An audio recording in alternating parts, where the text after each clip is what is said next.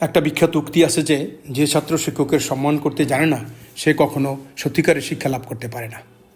আমাদের প্রিয় নবী রাসূল সাল্লাল্লাহু আলাইহি ওয়াসাল্লাম বলেছেন, যে জ্ঞান অর্জন করে অথচ শিক্ষকের আদব রক্ষা করতে পারে না, সে প্রকৃত আলেম হতে পারে না। শিক্ষকের প্রতি আদব রক্ষা করা তাকওয়ার অন্তর্ভুক্ত।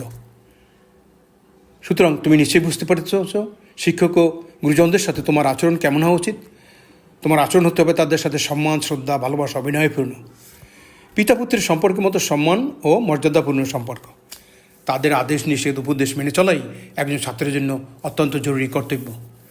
তাদের থেকে আদর্শ এবং চলাফেরা, আচরণ সব কিছু শিখবে একজন ছাত্র।